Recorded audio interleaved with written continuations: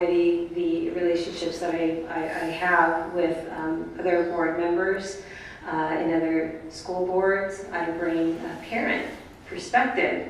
I just want to kind of counter something that was said and an out-of-touch thing that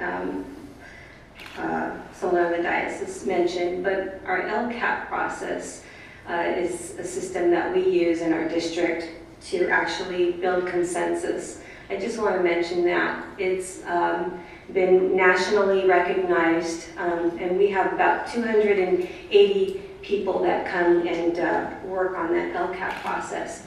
So just to piggyback on something that someone said up here. Thank you. Ms. Piercy? Okay, let me remember, this is how you build consensus and support in the community, is that the question? Yes. Okay, well, I believe, first of all, you need to be out there in the community. And I am out in the community all the time. I'm out and talking to people, and I encourage them to talk to me. I have always been promoting the idea that I'm available, come and talk to me. I'm on the soccer field on the weekends or the baseball field or whatever, and I run into people and I talk to them. And I think that you listen to what they have to say, you bring up their concerns, you have them addressed. That's how you build consensus and support. But I really believe as a board member, you really need to be out in your community and talking to the people that you're supposed to represent. Because that's what we're elected to be, is representatives of our community. And how do you do that if you don't talk to them? Thank you. Ms. Lovato? Well, what I bring is, like I said, the parent perspective. Every morning as I walk my children to Adelaide Price Elementary School, there's not much that you need to do. There's parents that know you, parents that know that you're concerned about your community. I've lived here all my life. And so it's not just about my children, it's about all the children of Anaheim that we need to do what's right for them. And with that being said, we have conversations, like Ms. Piercy said, being out at the soccer field, when I have my child playing soccer, when we're having, coffee at a friend's, and we engage in these conversations. And one of the things that brought me to run for office was because, right now, this district, did a lawsuit, against the Board of Education in the county, and it's costing us $45,000 already. So it's very concerning. I think that there's a lot of things that we need to fix. Thank you. Mr. Jabbar? Yes, the question again was how you build consensus. Correct. And what you bring to the table. I bring to the table my leadership and experience. I worked with our community members on different issues, organizing neighborhoods, and that's how I actually got appointed to this board with a 5-0 vote is because, or 4-0 vote is because of the ability to organize and listen to our parents.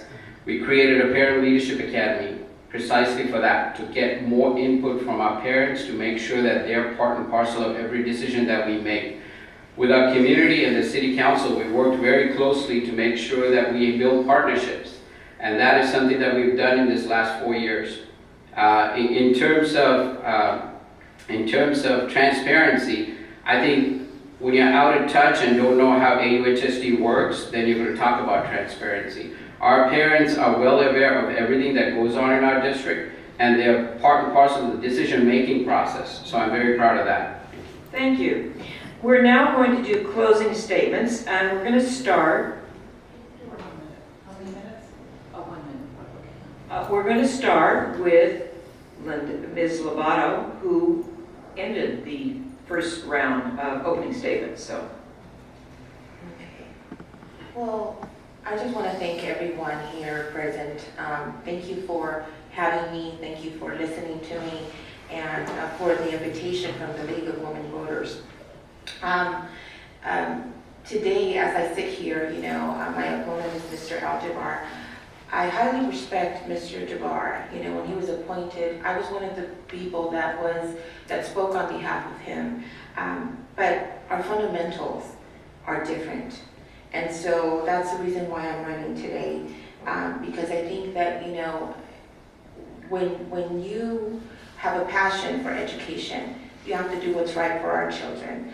And at this time, I think that there's a lot more that needs to be done. We're not being transparent enough, and I think our children deserve a lot more.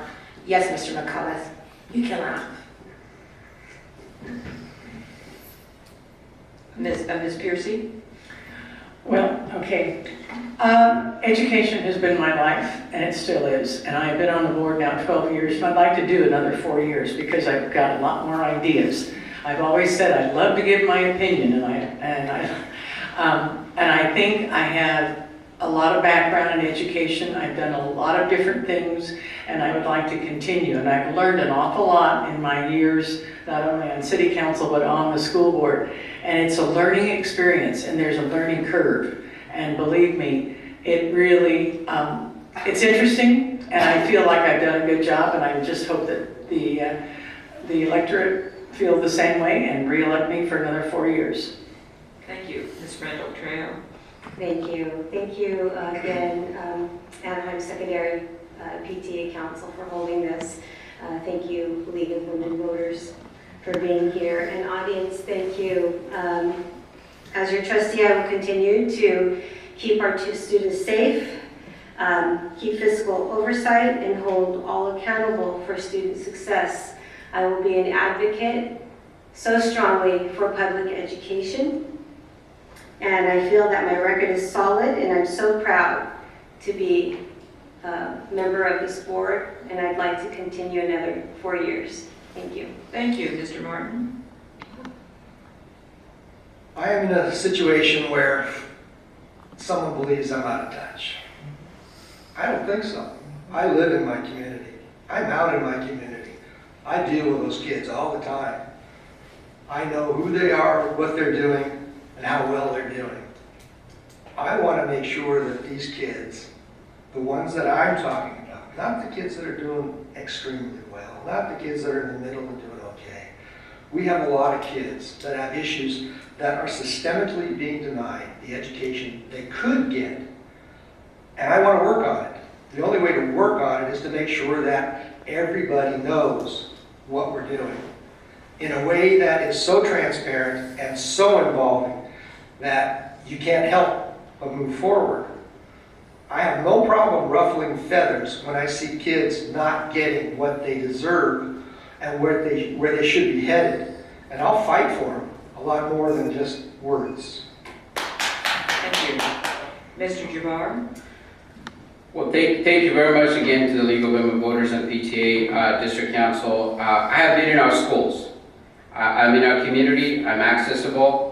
In Area 1, I worked diligently to bring the UCI program to Anaheim High School. I heard about a softball team which was not having a pitching machine. I went to our community partners to get that donated. I had a band group which wanted a riser. I went to our community partners to get that donated. So I've been a responsive board member to our community. I have been putting on a fight against our corporate charters and corporate charter enablers in our community who've been talking about our schools not doing good, which is to the contrary. I want to invest in state-of-the-art facilities, and I want to make sure that we continue the progress that we've achieved in this last 4 years. We are better now than 4 years ago, and I want to continue so that we'll be better in 2022 and 2018. Thank you. Thank you. That concludes our forum. I want to thank the candidates for participating. I also want to thank all the volunteers who made this forum possible, both League members as well as Anaheim Union High School District PTA members. Before I let you go, I have a couple of announcements. First of all, I have Voters Edge bookmarks. Voters Edge is a service by the League of Women Voters. You go in and put in your street address and your zip code, and it brings up your entire ballot. I happen to be a volunteer, some of these people know that, for Voters Edge, and we've been encouraging local candidates to put up their information. It's also a really good place to get information about state candidates and state measures and all the money involved. The second thing I want to mention is that if you're going to vote on November 6th at the polls, be aware that 14 polling places in the county changed location. Some of this is because of districts that were put in, and I think that affects Anaheim. Check your information before you head out to vote. Or, did you know you can vote early? How many of you knew you can vote early? Good. It's on page 10 of my voter pamphlet here, this thing. One of the locations is at the Anaheim City Hall, so it's really convenient. It's open long hours, so if you want to vote early, you can. Thank you so much. Thank you for inviting us.